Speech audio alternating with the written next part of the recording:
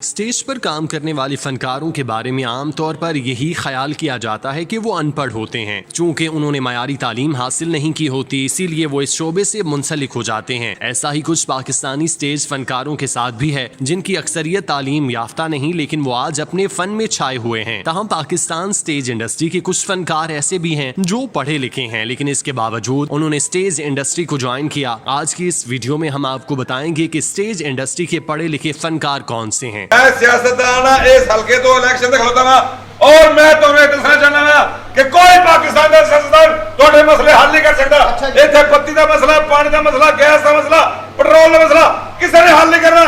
Number 1، Asif Iqbal اور فینا انتہائی تعلیم یافتہ فنکاروں میں سے ایک ہیں۔ اسٹیج پر جھکتوں سے لوگوں کو ہنسانے والے آصف اقبال کو بطور کامیڈین اور اداکار سبھی جانتے ہیں، لیکن ان کی تعلیمی قابلیت کے بارے میں لوگوں کی معلومات انتہائی قلیل ہیں۔ گجرانوالہ سے تعلق رکھنے والے آصف اقبال جب کام کے لیے لاہور آئے تو انہوں نے گریجویشن مکمل کر لی تھی۔ وہ واپٹا میں ملازمت پر فائز تھے، لیکن وہ اپنی زندگی میں کچھ اور کرنا چاہتے تھے، جس کی وجہ سے انہوں نے سرکاری نوکری چھوڑی اور لاہور تماثیل تھیٹر میں اسسٹنٹ ڈائریکٹر کے طور پر کام کرنے لگے۔ انہوں نے افضال احمد جیسے کئی دیگر بڑے ہدایتکاروں کے ساتھ کام کیا، جس کی وجہ سے ان کا ایکسپوئر بڑھا۔ آصف اقبال کا اسٹیج پر اداکاری کرنے کا کوئی شوق نہیں تھا، لیکن وہ اسسٹنٹ کے طور پر انتہائی کم پیسے کما رہے تھے، چنانچہ انہوں نے اداکاری کی دنیا میں قدم رکھا اور پھر دیکھتے ہی دیکھتے اپنی پہچان بنانے میں کامیاب ہو گئے۔ آصف اقبال ایکٹر، پروڈیوسر اور ڈائریکٹر کے طور پر اپنی خدمات سر انجام دے چکے۔ وہ انٹرویوز میں بہت ہی کم دکھائی دیتے ہیں، لیکن جب انہیں اسٹیج کے معاملات پر بات کرنے کا موقع ملتا ہے تو وہ انتہائی فہم اور دانش مندانہ گفتگو کرتے ہیں، جسے سننے سے ان کی علمی قابلیت کا اندازہ ہوتا ہے۔ آصف اقبال اسٹیج کا ماحول بہتر سے بہترین بنانے کے لیے سرگرم ہے اور اس کام کے لیے انہوں نے اپنے ساتھ کئی دیگر کامیڈینز کو بھی شامل کیا ہے تاکہ اسٹیج کو ایک بار پھر سے فیملی انٹرٹینمنٹ کا مرکز بنایا جا سکے۔ میری گل سنو، بندہ پوچھتا تیری قوم کی،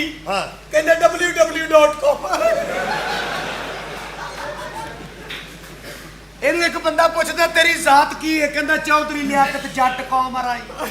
نمبر 2، کامیڈین ندیم چٹا نے گریجویشن تک تعلیم حاصل کی ہے۔ ندیم چٹا نے اپنے نام اور کام سے انتہائی کم وقت میں اسٹیج پر منفرد پہچان بنائی۔ انہوں نے اپنی رنگت کے برعکس اسٹیج پر نام ندیم چٹا رکھا، جس کی وجہ سے انہیں غیر معمولی شہرت ملی اور وہ ایک کے بعد ایک ڈرامے میں دکھائی دینے لگے۔ ندیم ڈراموں میں اکثر اوقات انگریزی بولتے دکھائی دیتے ہیں، جس پر لوگ ہنستے ہیں اور سننے والوں کو بعض اوقات یہ معلوم ہوتا ہے کہ ندیم جان بوجھ کر خراب انگریزی بول کر لوگوں کو ہنسا رہے ہیں، لیکن حقیقت میں ایسا کچھ نہیں۔ اسٹیج سے ہٹ کر ندیم حقیقی زندگی میں بہت اچھی انگریزی بولتے ہیں اور ان کے بارے میں بہت کم لوگ یہ جانتے ہیں کہ وہ باقاعدہ کالج سے فارغ التحصیل ہیں۔ انہوں نے اسٹیج کی دنیا میں قدم رکھنے سے پہلے مختلف شعبوں میں طب آزمائی کی، لیکن آخر میں وہ اسٹیج سے منسلک ہو گئے اور مقبول ترین ناموں میں شامل ہو گئے۔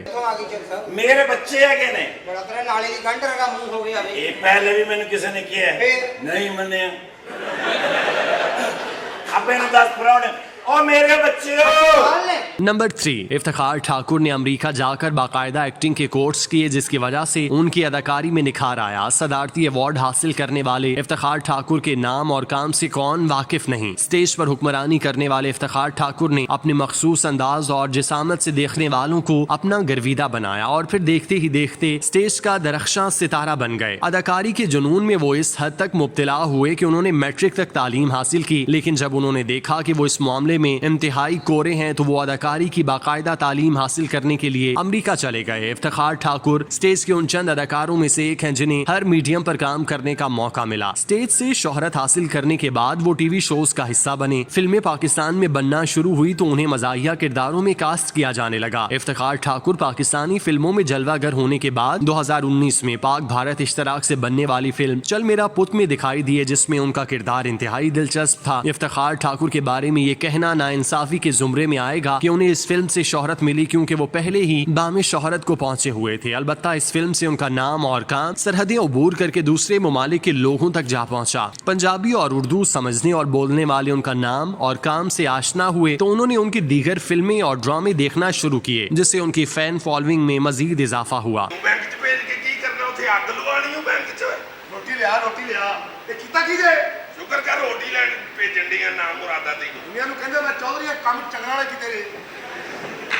Number 4, legendary Suhail Ahmad stage की दुनिया में यूनिवर्सिटी का दर्जा रखते हैं। सुहेल अहमद स्टेज के वो अदाकार हैं जिन्होंने ना सिर्फ स्टेज से मकबूलियत हासिल की बल्कि उन्होंने स्टेज को फैमिली बनाने के लिए अपना किरदार भरपूर तरीके से अदा किया। सुहेल अहमद का ताल्लुक एक पढ़े लिखे घराने से था। उनके वालिद पुलिस इंस्पेक्टर जबकि दादा उर्दू अदब से वाबस्ता थे और टीवी पर शोज करते थे। सुहेल अहमद ने अपने बुजुर्गों की रविश इख्तियार करते हुए तालीम हासिल की और फिर स्टेज की दुनिया से वाबस्ता हुए। सुहेल अहमद उन फनकारों में से थे जिन्होंने बदलते वक्त की नजाकत समझते हुए खुद को हर उस मीडियम में ढाला जो उस वक्त की जरूरत था। स्टेज पर शोहरत हासिल करने के बाद सुहेल अहमद टीवी ड्रामों में नजर आए, फिर उन्होंने मुड़कर न देखा। ड्रामों की शानदार इनिंग्स खेलने के बाद सुहेल अहमद ने फिल्मों का रुख किया और आज ये आलम है कि वो टीवी पर हस्बे हाल का शो कर रहे हैं। उनके ड्रामे भी बड़े चैनल्स पर नजर आते हैं जबकि उनकी फिल्में भी जेर तकमील हैं। सुहेल अहमद ने इंडस्ट्री में ये मकाम और मयार अपनी तालीम से हासिल किया। उन्होंने कभी खुद को महदूद नहीं किया। वो गुजरते वक्त के साथ साथ अपने आप को ग्रूम करते चले गए। आज यही उनकी कामयाबी का सबसे बड़ा जरिया है।